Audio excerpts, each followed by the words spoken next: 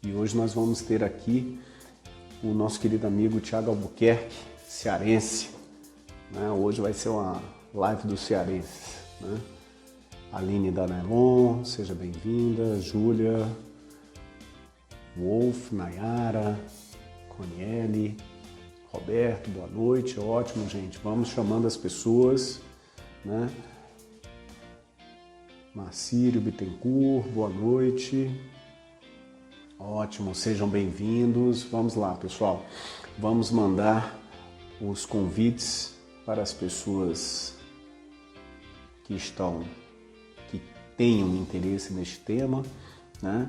Boa noite, Nayara, Maria do Céu, lá de Belém do Pará, Rubem Barros, né? Ana Paula, Janaína. Tudo bom, Maria do Céu? Como vai o nosso grande Manaus, Amazonas? Vamos esperar o Thiago entrar aqui conosco. Gente, olha, aqui do lado vocês têm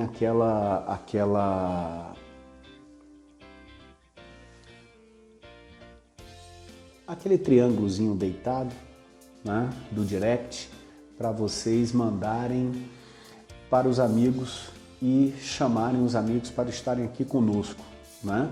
Como também é muito importante que vocês curtam, né? Coloquem aqueles coraçõezinhos aqui, que isso aí mais gente vão sendo chamadas, né? Ótimo, ótimo do céu. Também muita saudade aí de Manaus, a gente poder fazer um evento, né? Daqui a pouco isso passa, daqui a pouco a gente volta a fazer os nossos eventos. Querido amigo Guilherme Teles, presidente da nossa Comissão de Direito Previdenciário de Sergipe. Grande abraço, meu amigo. Lúcia, Kelly Piccolini, ótimo, gente. Tá ficando bom. Tá chegando, o povo tá chegando todo. Vamos esperar o Thiago. Deixa eu dar um oi aqui para ele. Luiz Vinícius, seja bem-vindo, né? Estamos no ar. Ó, Thiago acabou de entrar, daqui a pouco vai dar um oi aqui, ó, já vai aparecer aqui da noite. Marcele, nossa, lá de Teresina, Piauí. Fala, meu querido amigo, boa noite. Professor Washington, meu comandante, boa noite. Tudo bom, certo? Thiago? Tudo ótimo. Olha, como diz o Guilherme, né, nosso querido amigo lá de Sergipe, ele vira que diz: hoje a noite é do cearense. Hoje vai ser uma noite cearense, né? Verdade. Mas você... Pelo menos do lado de cá tá difícil de encaixar a câmera aqui, porque a cabeça tem um formato trapezoidal, quase não tá cabendo aqui, ó. A sua é mais afiladinha, pelo menos. Que absurdo. Mas você não tem tamanho de ser cearense, não. Grande desse jeito. A gente do Ceará é tudo. Eu, na minha época. Não foi só pra cabeça, não. Foi pra altura também.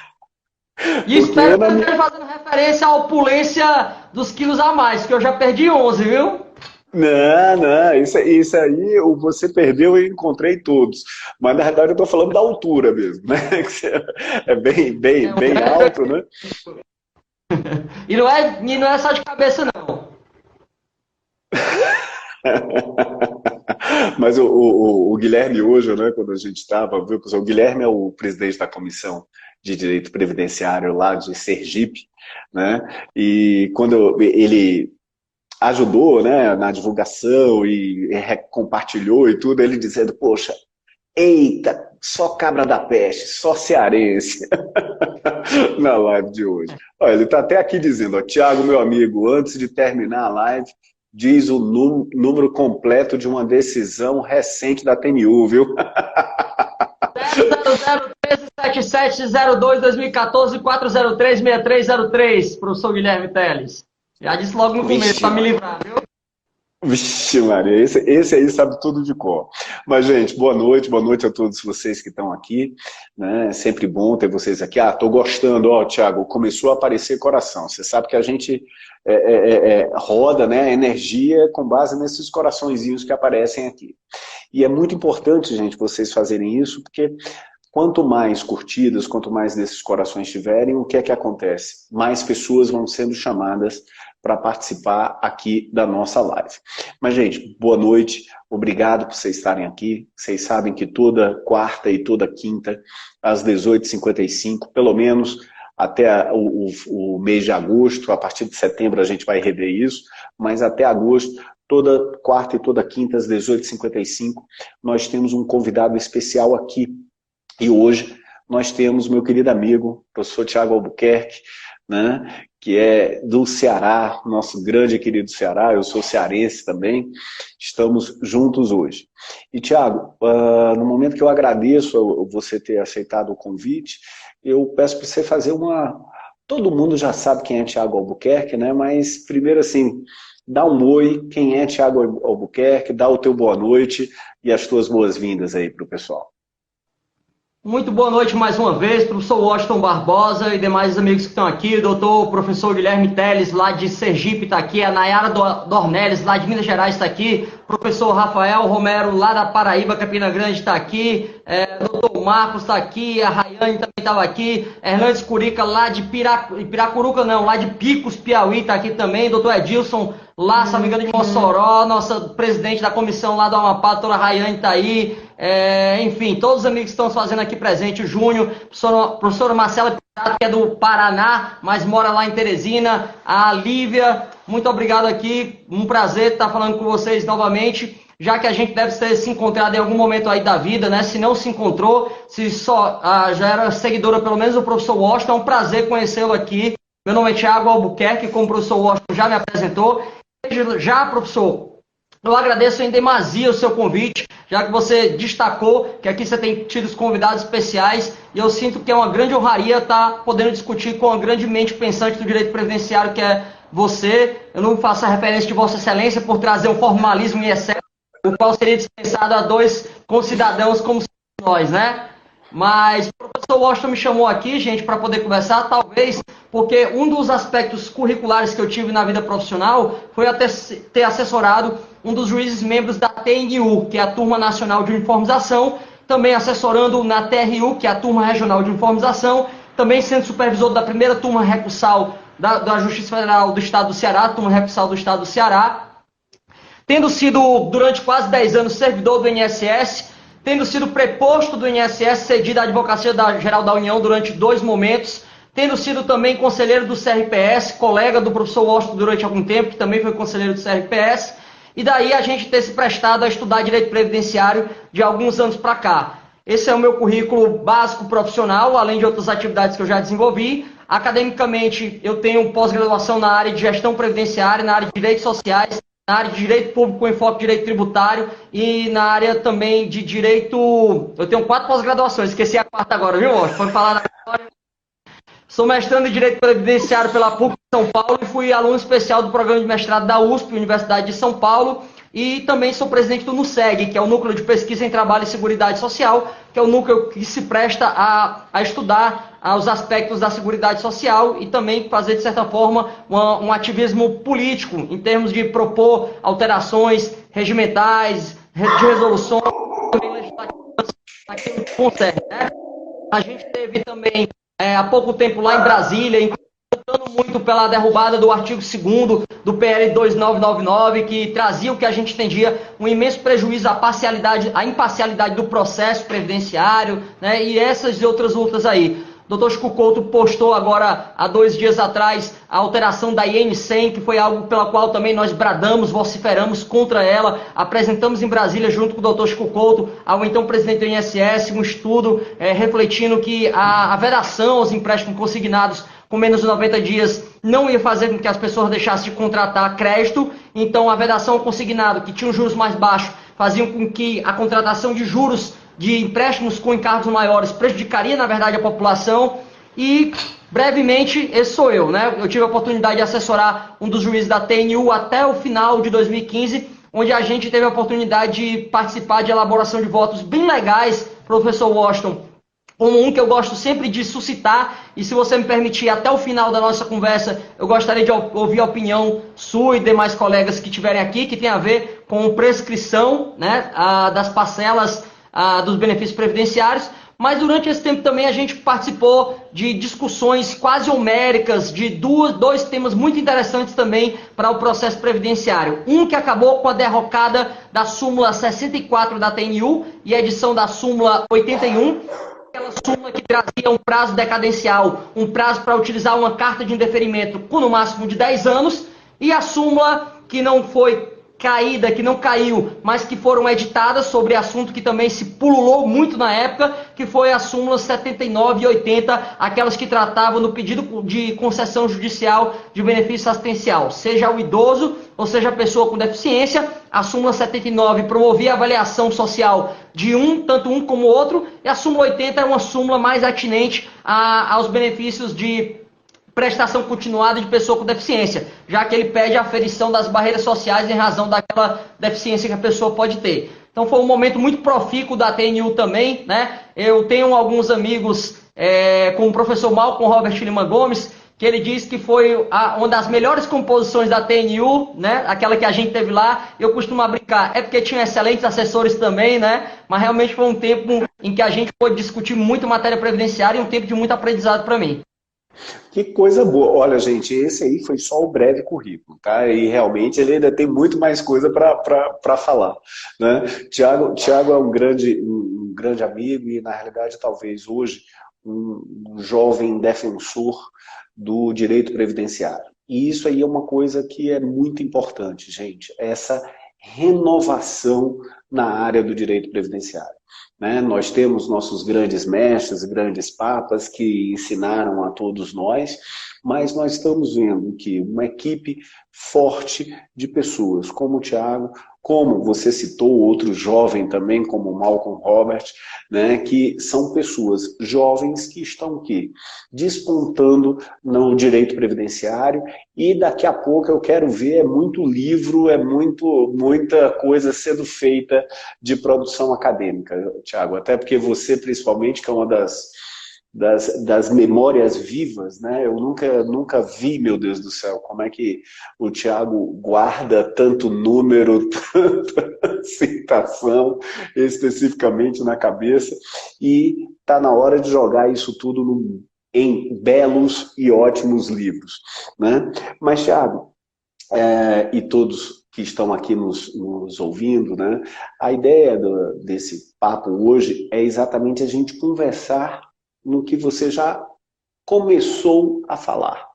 É falar sobre a Turma Nacional de Uniformização.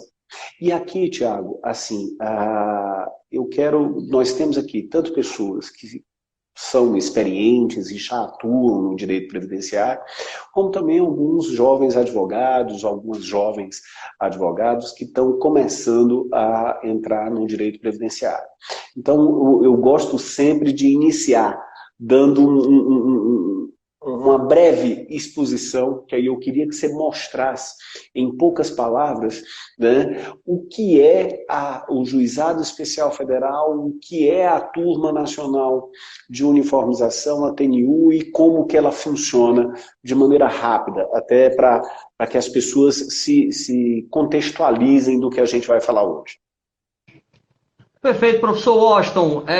Desde já agradeço, além da lhaneza, da urbanidade, do seu cavalheirismo peculiar, a sua didática em me pautar aqui, me balizar, né? Eu costumo dizer que eu tenho 3 defeitos muito grandes. Além da beleza incontestável, eu falo muito alto e rápido, né? Que é uma mania que eu trouxe do meu pai, que também é acadêmico. Mas aqui eu vou tentar me balizar e saber que o nosso público é heterogêneo, e gostaria de tentar traçar esse panorama iniciático da Turma Nacional de Uniformização.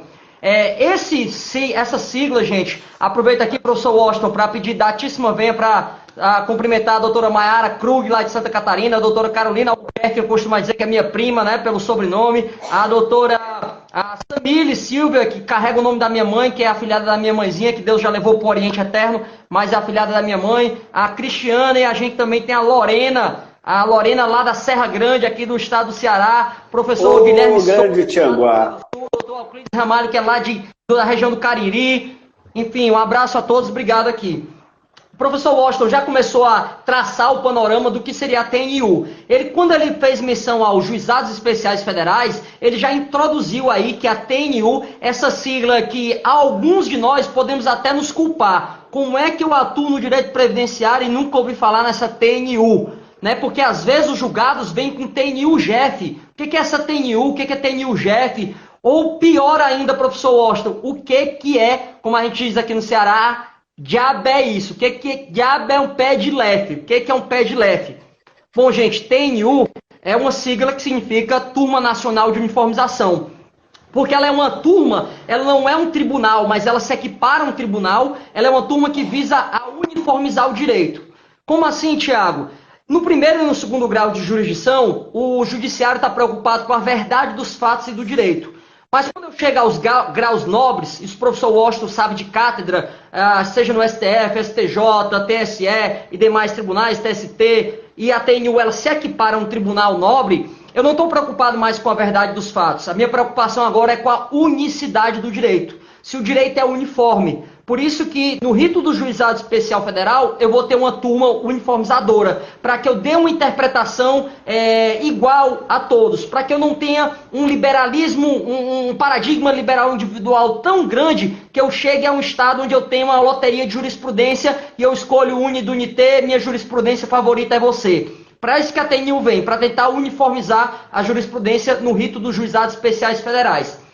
Então, qual tipo de processo que a TNU julga? A TNU julga os processos que estão lá previstos no artigo 109, inciso 1, cujo valor do objeto daquele pedido não ultrapasse 60 salários mínimos, nem seja uma matéria complexa. Essa matéria complexa já tem um segredo do sucesso, um pulo do gato, para a gente entender como a gente pode fugir, às vezes, dessa competência. Porque, diferentemente da justiça estadual, onde aquele rito especial ele é uma opção, eu abro mão de alguns recursos para ter um julgamento mais célere, na Justiça Federal, o rito do Juizado Especial Federal não é um ato volitivo, não é opcional, eu tenho que ajuizar aquela demanda quando eu tenho sede de uma vara do Juizado Especial Federal. Então, a TNU ela vai ser o último órgão de interpretação de lei federal no rito do Juizado Especial Federal, como regra. Só que a gente aprendeu na 5ª série do primário que toda regra tem uma exceção. Pois eu também vou ter uma exceção no rito do Juizado Especial Federal, porque o processo pode, em tese, chegar até o STJ, o Superior Tribunal de Justiça.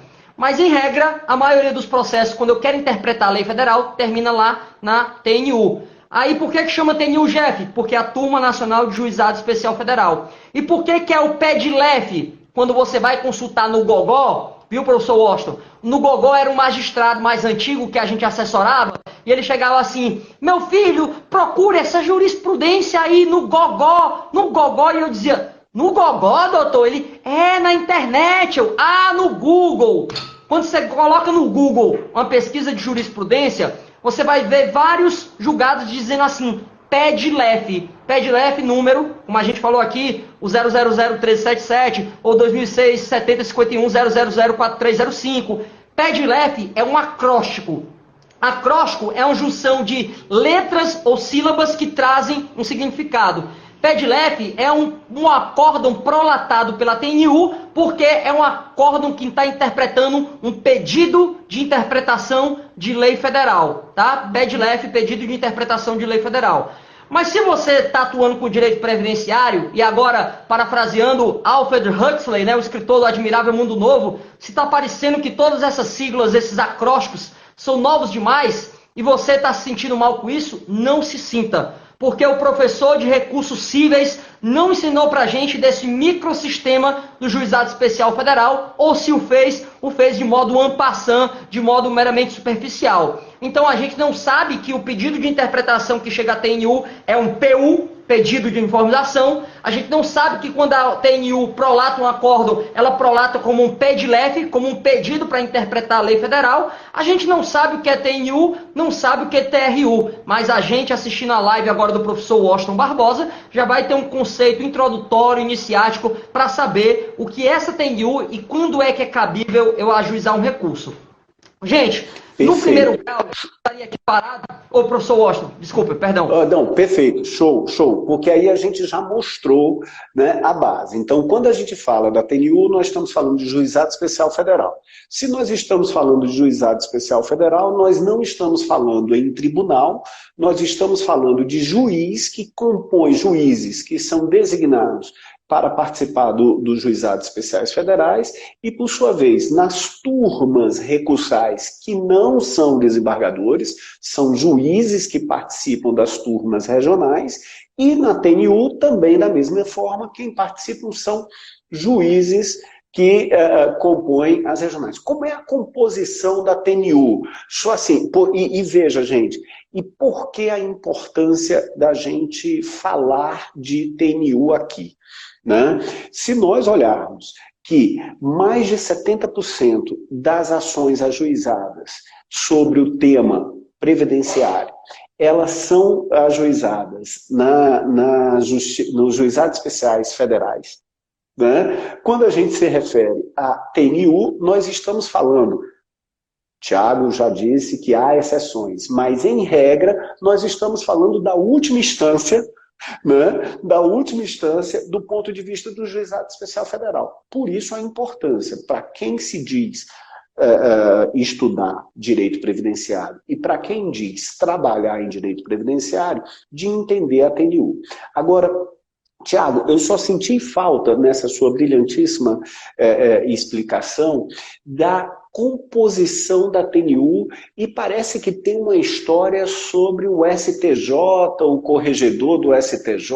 O que é isso? Como é que funciona? Perfeitamente, professor Washington. A turma nacional, que são ali titulares dos cargos, mas também juízes suplentes, né? Então eu tenho 2 juízes por cada região. Cada Tribunal Regional Federal, ele admite 2 juízes como titulares e também um suplente. Então a composição, ela é uma composição decenal de 10 juízes federais. Realmente, os juízes da turma recursal não são juízes desembargadores, são juízes federais de turma recursal, mas existe uma tradição em alguns estados, como São Paulo e Rio de Janeiro, de tratar os juízes de turma recursal como desembargador. E aí até uma jocosidade que eu expressava, então a gente vai ter que chamar os juízes mesmo da TNU de ministro, né? Se nesse estado o juiz da turma recursal é desembargador, a TNU vai ser ministro, que estaria aqui parado ali o STJ. Mas eles não são juízes membros de altíssimo nível, claro que se não fossem, não seriam escolhidos. O regimento da TNU foi alterado em 2015 para permitir a recondução, mas é um caso raríssimo, né? Eu já ouvi gente brincando dizendo que recondução da TNU é que nem TRE, Tribunal Regional Eleitoral. Existe no papel, mas na prática não existe, porque todo mundo quer uma vezinha participar de um tribunal. Mas a gente já teve casos de juiz reconduzido. Teve um juiz membro da TNU, que inclusive era da composição do juiz que eu assessorava, que ele foi reconduzido. Teve posteriormente outro juiz também de São Paulo que foi reconduzido, né? É possível a recondução? Mas não é algo tão comum. Então eu tenho 10 juízes membros titulares e mais juízes que são suplentes ali, que na ausência deles podem ser julgados. A TNU, ela é um órgão que está vinculado ao Conselho da Justiça Federal. E aí, o que o professor Washington já disse aqui anteriormente, a ligação com o corregedor da Justiça Federal é que esse corregedor, do STJ, é que esse corregedor, ele se torna o presidente da TNU por previsão regimental. O ministro corregedor do STJ, ele é sempre o corregedor da TNU. Quanto que a gente teve um alagoano... presidente da TNU. Que era o corregedor-geral do STJ, o ministro Humberto Martins, que na época ele era o ministro que presidia a Turma Nacional de Uniformização.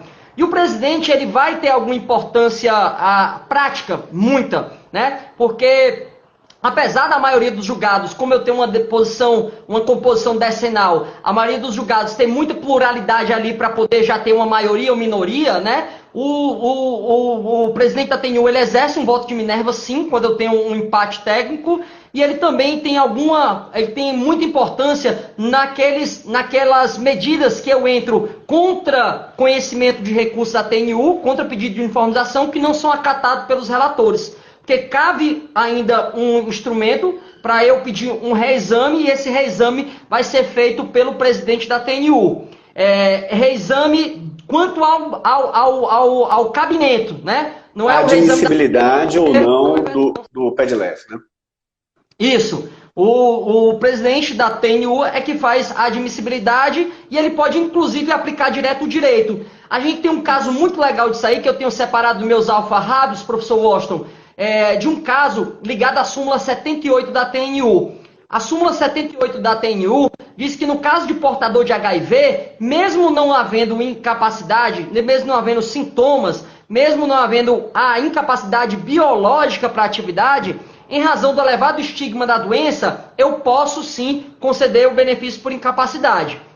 Aí o que acontecia? A TNU, ela, a partir de 2017, ela passou a ter um rigor bem duro mesmo para admissibilidade, na questão da chamada similitude fática. Ou seja, a TNU só admitia um PEDLEF quando eu trazia a exata correlação daquele paradigma. Então, para eu pedir uma pessoa que tinha hanseníase ou tuberculose ativa, eu tinha que trazer um paradigma que tratasse de hanseníase ou tuberculose ativa.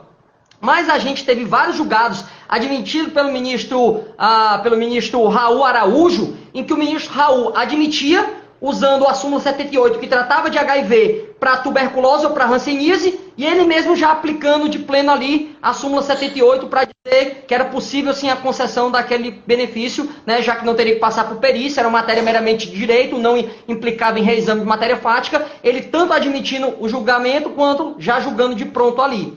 A TNU teve uma evolução nesse sentido aí em 2016. A TNU editou um enunciado, uma QO, uma questão de ordem, porque é importante, né, professor Washington? Quando a gente vai estudar direito, a gente tem que se ater às súmulas do STF e do STJ, e no Previdenciário, a TNU, e além disso, ao do CRPS, e além disso, da AGU, e além disso, as QOs, as questões de ordem da TNU.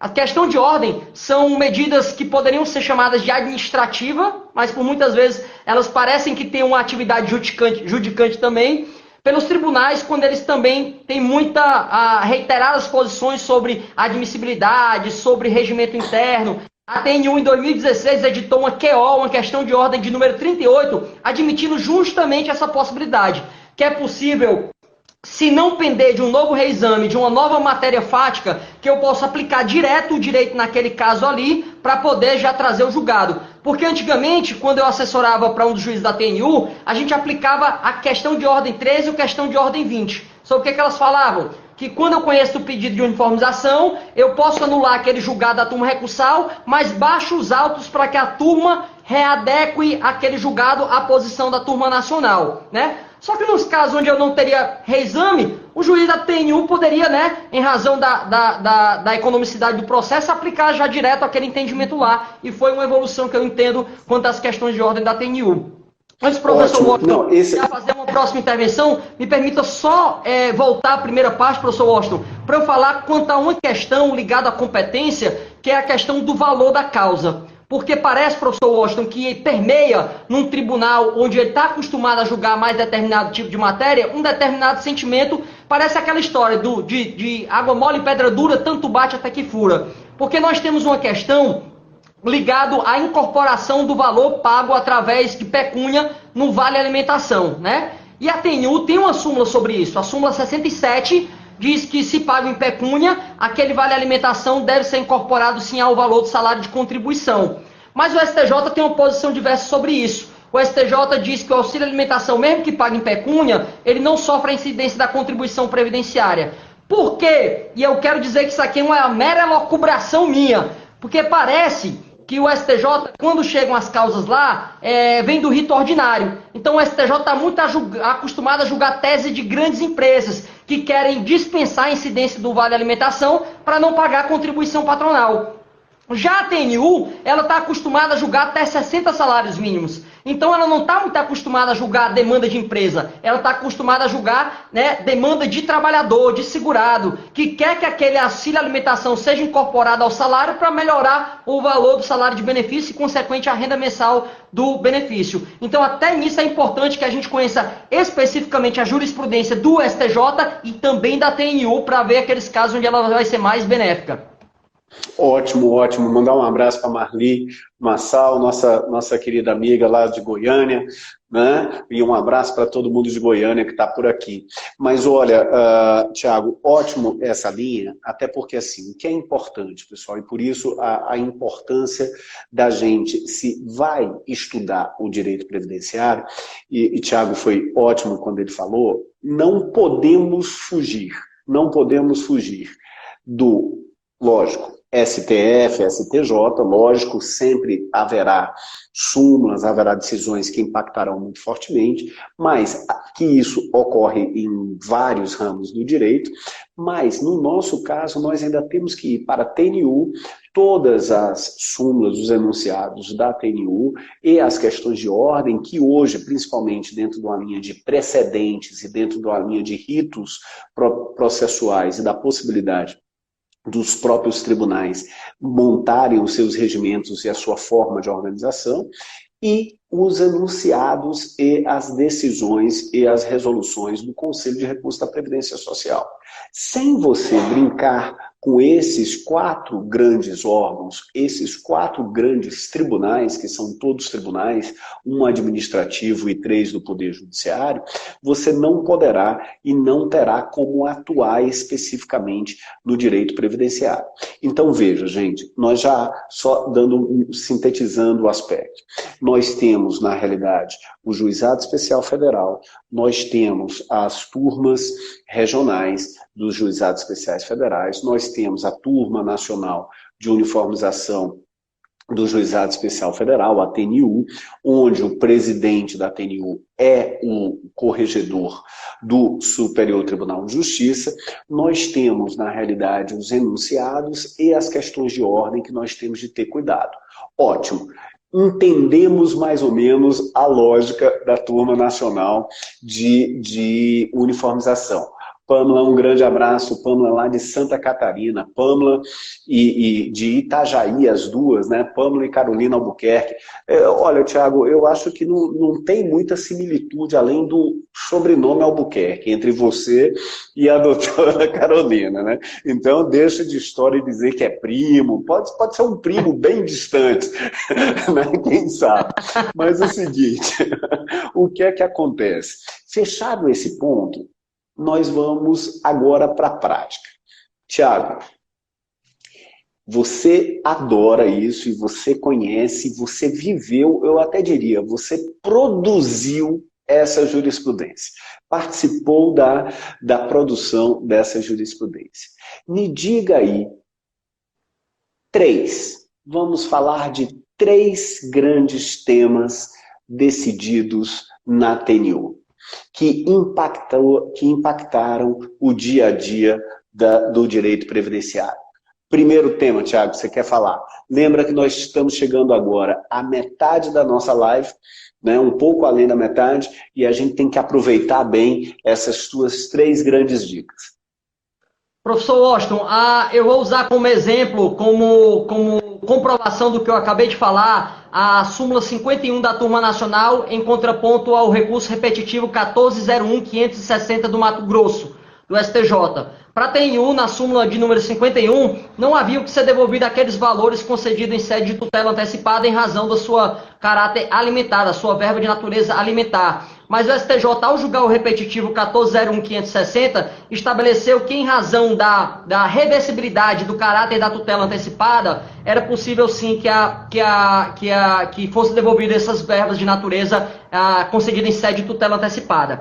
Mas, para mim, teve um outro julgado que acabou fazendo um distinguishing, né? Uma distinção desse julgado do STJ, que era de uma juíza membro da TNU, que era aqui do Ceará, doutora Gisele Sampaio Chaves, que ela fez uma importante distinção desse julgado repetitivo da STJ, que acabou derrocando com a queda da súmula 51 da TNU. Que ela disse o seguinte, basicamente no seu voto. Ela disse, uma coisa é eu antecipar uma tutela sem a cognição do processo, simplesmente porque eu acho que há um perigo ali, mas sem ter noção que há realmente a verossimilhança do direito alegado, né? Outra coisa é eu antecipar uma tutela depois do completo processo de cognição. então a pessoa já passou por uma perícia, já foi feita uma avaliação social. Essa tutela pode ser antecipada? Pode. Tem que devolver os valores? Não, porque a decisão não foi precária. Então são 3 muito importantes decisões. Essa súmula da 51 da TNU caiu, o recurso especial do Mato Grosso, que acabou derrocando na queda da súmula 51, e o entendimento do STJ que eu tenho que devolver, mais o distinguish feito pela doutora Gisele Sampaio Chaves e pela TNU, que ela é relatora. Se a TNU não concordasse, com certeza não passaria, né? Que foi esse que a tutela antecipada, se houve processo completo de cognição, ela não deve ser revertido os valores, não, né? Eu achei muito interessante. Boa, ponto... só pra gente fechar esse. Fechou esse? Fechamos.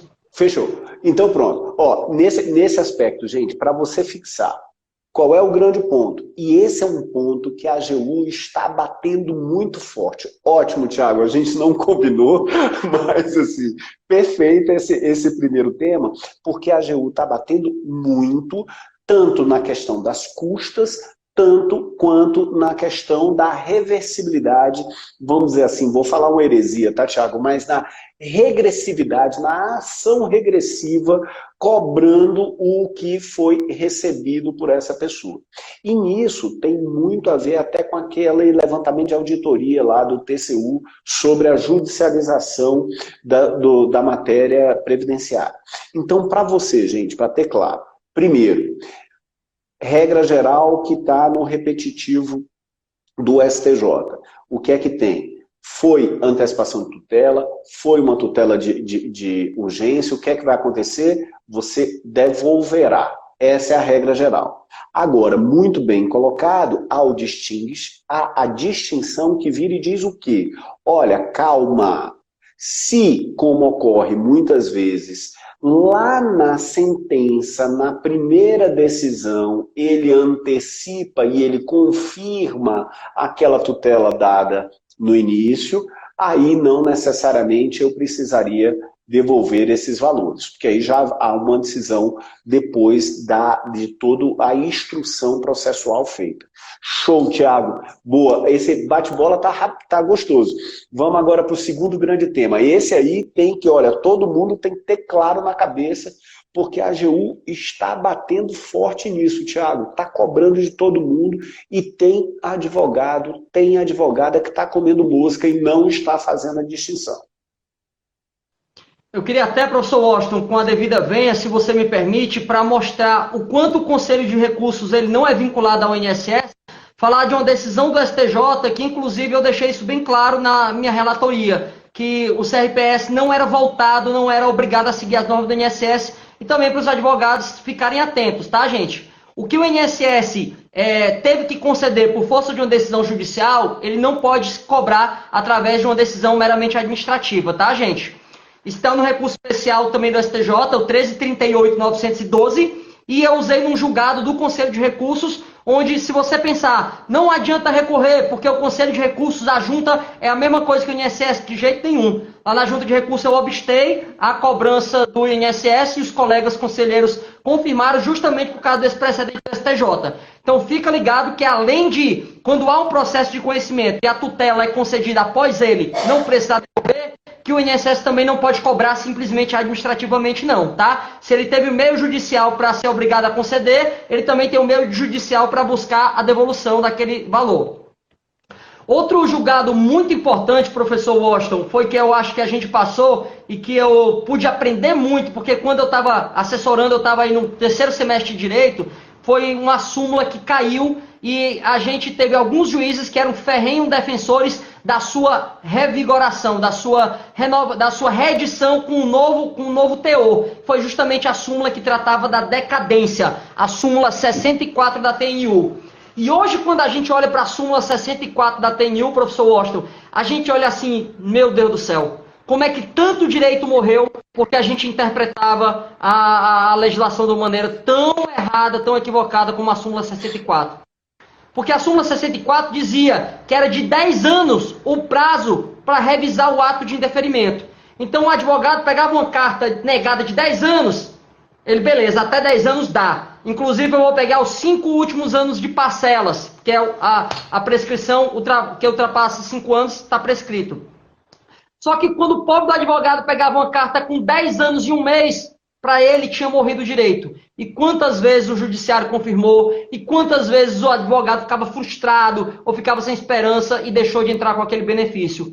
E o cancelamento da súmula 64, ele veio em razão de um julgado, de um precedente do STF, que foi o RE 626489, oriundo lá do estado do professor Guilherme Teles, lá do Sergipe, cujo relator do voto foi o ministro Luiz Roberto Barroso, onde ele usou até de uma redundância para deixar algo que já estava tão claro e a gente interpretava a lei de uma maneira tão draconiana que resultou numa interpretação nociva de afastamento de entrega do direito. Ele disse que, no tocante ao benefício previdenciário, a legislação não havia introduzido prazo algum. Vale dizer, não há prazo para concessão inicial de benefício.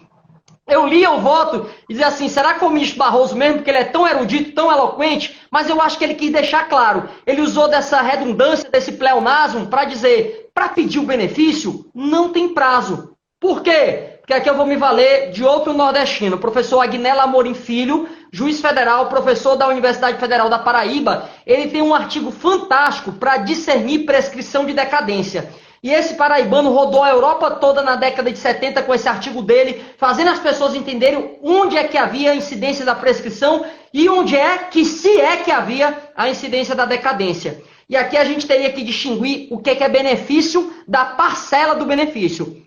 O benefício não é só uma parcela. O benefício tem como seu reflexo o pagamento da parcela, mas ele também gera outros reflexos. Gera manutenção da qualidade do segurado, gera contagem de tempo de serviço, gera estabilidade provisória se é decorrente de um acidente de trabalho. Então, a parcela do benefício é só um dos direitos inerentes a ele. O outro é o próprio benefício. Eu tenho um prazo para a parcela? Tenho. Está no parágrafo único do artigo 103. É de 5 anos o direito de revisar, é de 5 anos o direito de haver aquelas prestações que deveriam ter sido pagas pela Previdência Social. Então a parcela, quando supera 5 anos, ela está prescrita. Não consigo mais, salvo o último caso que eu vou deixar para suscitar aqui no final, professor Washington. Mas o direito ao próprio benefício, ele prescreve? Não, porque o direito ao próprio benefício não é só uma parcela. Se ele não é só uma parcela, o direito ao benefício se encaixa por exclusão como um direito subjetivo potestativo. Classifica os direitos subjetivos em 2. Os direitos subjetivos a uma prestação ou os direitos subjetivos a potestativos.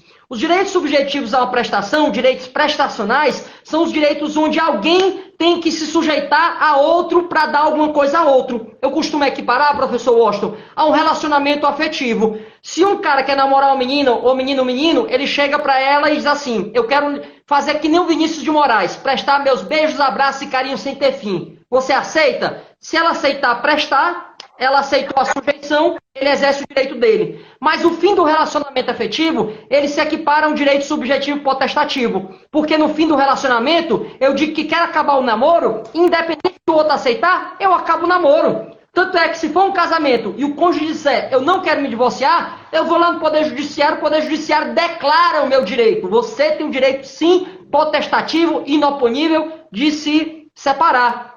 E aí, o direito ao benefício, como ele não é um direito subjetivo a uma prestação somente, por exclusão eu posso entender ele como um direito subjetivo potestativo. Potestativo que vem da Bíblia, da Septuaginta. Jesus Cristo, quando voltar para exercer o seu senhorio, ele virá derrubar principados e potestades, que em grego significam forças, potências, porque é um direito tão forte que eu não preciso da aceitação do outro. Eu exerço e aquela minha declaração de vontade é estabelecida. Então, o direito ao benefício, em si, ele é um direito subjetivo potestativo. E aí o professor Agnello Amorim diz o seguinte, para a prescrição, eu necessariamente tenho um prazo. Por quê? Porque eu tenho um incômodo do outro. Eu estou pedindo para o outro me dar alguma coisa. Para decadência, eu não tenho prazo. Eu só tenho prazo se a lei estabelecer ou se for convencionada entre as partes. Se o direito subjetivo potestativo não tem um prazo na lei, ele é pautado pelo princípio da perpetuidade ou da inesgotabilidade. Ele não se extingue pelo seu não uso. E a gente já tinha coisas que nos davam a entender isso. Eu tinha a súmula 416 do STJ, súmula 26 da AGU, enunciado 8 do CRPS, vários precedentes que já diziam, Quando você preenche o requisito, não importa quando você pede, você pode pedir a qualquer tempo. E aí a TNU veio realmente a cair em si e fixar esse entendimento e cancelou a súmula 64 e editou a súmula 81, que é nada mais do que uma amálgama do RE 626489 com o recurso especial 1407710. Não há decadência para concessão ou restabelecimento e não há decadência para revisar o que não estava no ato administrativo, que já tem um entendimento superado pelo ministro Herman Benjamin atualmente. Mas foi uma evolução muito grande o cancelamento da 64 para a edição da 81. Show! Olha, então são dois temas maravilhosos e aquela velha história, né? Prescrição e decadência é uma coisa que ninguém nos ensinou direito e a gente acaba tendo que aprender depois que sai da faculdade, depois que leva as primeiras pancadas nas primeiras ações e vê esse aspecto na prática, né?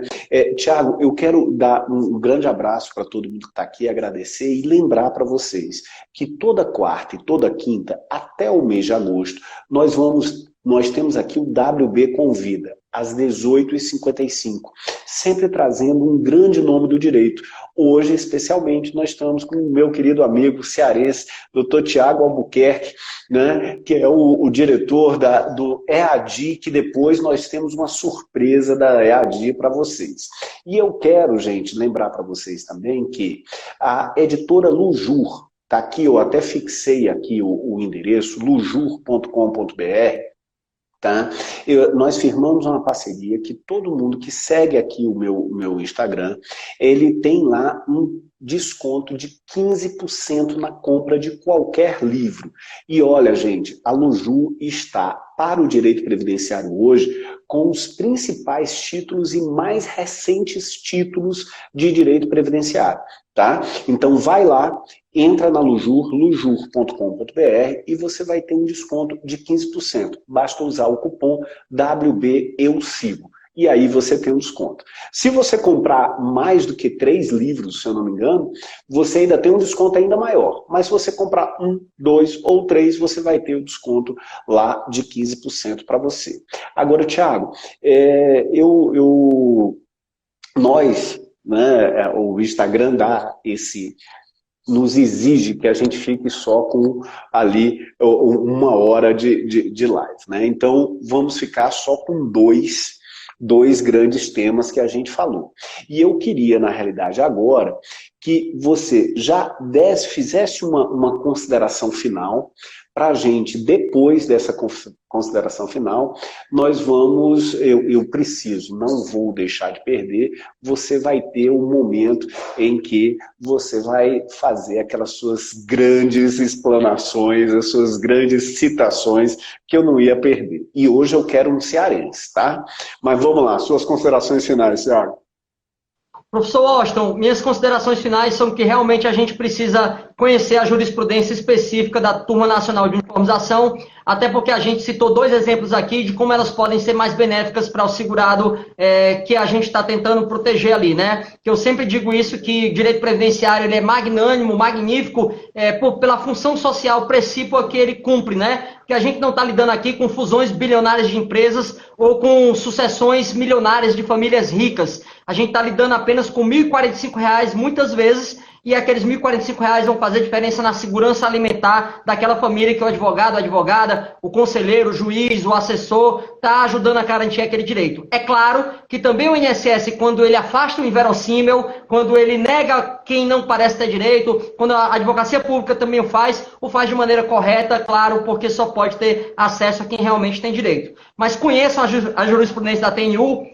A Turma Nacional, ela tem um link, até quando foi elaborado esse livro, ela tem um livro gratuito com súmulas comentadas, tá? Inclusive o magistrado que eu assessorava tem as súmulas 14, 17 e 31 lá comentadas também. Mas vários magistrados de várias composições estão lá, é gratuito. Basta colocar no Google, TNU, jurisprudência comentada, que você vai ver o link facinho para você ter acesso. Boa, Thiago, ótimo. Olha, gente, então assim, essa é a TNU, a Turma Nacional de Uniformização. Esse é um ponto que você do direito previdenciário não pode deixar de ter claro, né? E tem de acompanhar. Olha, eu vi algumas perguntas que a gente não teve tempo aqui de responder. Você vai fazer o seguinte, você manda para mim por direct e a gente vai responder para você. E aqui em cima, no canto esquerdo superior, tem duas carinhas. A cara do Thiago e a minha cara. O rosto do Thiago e o meu rosto. Quem me segue e ainda não segue o Thiago, é só clicar lá no rosto do Thiago, corre lá, começa a seguir e volta para cá. Você nem sai da live. A mesma coisa você faz. Quem segue o Thiago e ainda não me segue, faz essa mesma linha.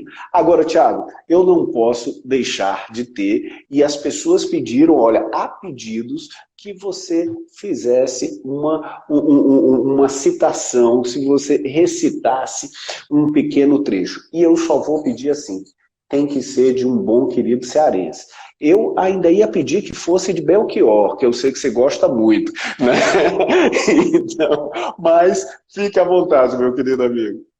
Professor Washington, eu não vou me furtar a fazer o seu pedido, até porque você sabe que eu sou, além de ávido ouvinte, um fiel escudeiro do Belchior, né? A minha roupa velha que já não cabe mais é uma música que me carrega o tempo todo, porque a gente se reinventa o tempo todo. Mas nos tempos sombrios, nesses tempos de agruras que a gente vive, onde a gente vê cada vez mais o judiciário se enrijecendo, onde a gente vê mais o Poder Executivo tentando criar um efeito backlash, insatisfeito com decisões judiciais, modificando, fazendo proposta de modificação da lei, e também o Legislativo cada vez assumindo para si essa ideia também, eu lembro de um grande cearense, que é esse Belchior, né, do Bigodudo, que a gente conhece lá de Sobral, lá do meu interior, né? Ele tem uma frase, uma poesia magnânima sobre esses tempos sombrios e o que a gente deve fazer com eles. Ele dizia, quando eu não tinha esse olhar lacrimoso que hoje eu trago e tenho, quando eu adoçava meu pranto e meu sono no bagaço da cana de engenho, quando eu andava por esse mundo de meu Deus, fazendo eu mesmo o meu caminho, por entre as fileiras de milho verde, que ondeia com saudade do verde marinho, eu era feliz como um bicho, um rio, um bando de pardais, como um galo quando havia galos, noites e quintais. Mas veio a força negra e o tempo fez comigo o mal que a força sempre faz. Não sou feliz, mas não sou mudo. Hoje canto muito mais. Que a advocacia, servidores, que os conselheiros, que os magistrados sempre possam estar de braço estendido e dizer, quando tudo parecer iníquo, sórdido e sombrio, a gente sempre possa dizer que acredita sim no direito do trabalhador brasileiro de se apresentar e acreditamos sim na Previdência Social brasileira. Boa, Thiago. Não, e Belchior, gente, quem não conhece, tem muita gente nova aqui, talvez não conheça Belchior, mas vale esse grande cearense, esse grande bigodudo que a gente tomava uma lá no Estoril, lá na praia de Iracema, você sabe muito bem com ele ali muito tranquilo. Infelizmente já se foi, mas a história dele está toda aí. E pessoal, ó, eu quero nesses minutos finais agradecer muito a presença de cada um de vocês aqui que esteve conosco. Algumas pessoas entraram, saíram. Não se preocupe, essa live vai ficar salva aqui no meu IGTV. Você vai poder ver quantas vezes quiser e vai poder encaminhar para as pessoas que não assistiram. Isso é muito importante. Eu quero agradecer de coração, Thiago, por vocês terem dedicado esse tempo para estar aqui com a gente no WB Convida. Muito bom. E vocês sabem que está rolando um sorteio no meu Instagram, que é o sorteio do livro do Optis Neto, da perícia, o livro sobre perícia médica. Um livro muito bom lá da Abujur. E o sorteio acaba domingo. E o que é que vai acontecer que o Thiago me deu de presente para todos vocês agora? No domingo, assim quando acabar esse sorteio, vai ter um sorteio especial da EADI. Não é, Thiago? O que é que nós vamos ter da EADI? Gente, olha, a EADI é a Escola Aberta de Direito. Há 6 anos eu ensino Direito Previdenciário, mas há 3 anos e 2 meses eu resolvi montar o meu próprio projeto. E eu tenho grandes parceiros, grandes mentes do Direito Previdenciário e maestro, como o professor Washington Barbosa, como professor e como coordenador e como parceiro também. Então, a EADI, preocupada na formação de excelência do previdenciarista, do previdenciarista e da previdenciarista, a gente vai deixar que o professor Washington Barbosa, né, nosso grande maestro, ele possa aí sortear 3 cursos que estejam lá no site. Ele vai escolher as regras de sorteio. O provavelmente vai ter que marcar o Instagram da EAD também, e o dele, e o meu, e aí ele vai dar as regras, e vocês vão ter acesso a 3 cursos gratuitos aí da EAD, qualquer um que escolher lá, qualquer um dos cursos online. Ótimo, olha, o endereço da EAD está aqui embaixo. Tem tanto cursos de curta duração quanto pós-graduação. O sorteio vai ser só dos cursos de curta duração, após é separado, tá? Mas olhem, pós presenciais espalhadas em todo o Brasil. E veja, pessoal, agora no domingo, você que ainda não participou, corre lá, participa do sorteio que está rolando no meu Instagram e no domingo, às 21 horas, vai sair todas as regras do sorteio da EAD, que vai ser muito bom. Os cursos são ótimos. Thiago, mais uma vez, muito obrigado pela participação. Temos 2 minutinhos. Quer recitar mais um? Professor Washington, quero, na verdade, agradecer pelo brilhante trabalho que você está fazendo, né? Levar gratuitamente, de forma abnegada, todo esse conhecimento para a advocacia previdenciária, para servidores, né? Realmente é um ímpeto de só quem sabe o quão é importante o direito previdenciário para o trabalhador e para o brasileiro que já tem tão vilipendiado seus direitos, a diferença que realmente pode fazer. E para concluir, eu lembro muito de uma frase, não é uma poesia, mas uma frase de um sociólogo alemão chamado Bertolt Brecht, em que ele dizia o seguinte: primeiro levaram os escravos e eu não me importei, eu não era escravo. Depois levaram os operários, eu não era operário, também não me importei. E aí levaram os desempregados, como eu tinha o meu emprego, eu também não me importei. E aí levaram os miseráveis, como eu não era miserável, eu também não me importei. E agora estão me levando, como é tarde demais. Aliás, como eu não me importei com ninguém, ninguém se importa comigo. Já é tarde demais. Eu tenho certeza que o previdenciarista, aquele que se importa com as pessoas de renda mínima, ele faz com que essa egrégora, que essa corrente ligada, que a sociedade funciona, onde eu faço bem e tenho aquele retorno em dobro. Você faz muito bem para a sociedade. Eu quero só concluir dizendo... Eu já disse isso até ontem. O Victor Hugo, escritor dos Miseráveis, ele tem uma frase muito legal sobre amor. Ele diz o seguinte: vós que amais demais, vós que sofreis porque amais demais, amai ainda mais. Morrer de amor é viver dele mesmo. Eu quero parafraseá-lo para o previdenciarista. Vós que sofreis porque advogais demais no direito previdenciário, advogai ainda mais. Morrer de advogar no direito previdenciário é viver dele mesmo, viu? Grande abraço, professor. Boa, Thiago. Minhas saudações, muito obrigado pelo convite, viu? Eu que agradeço, Thiago. Um beijo para todo mundo. Muito obrigado por vocês estarem aqui. E lembre, toda quarta, toda quinta, às 18h55, WB convida. Pelo menos até agosto. Um abraço. Até já, Thiago.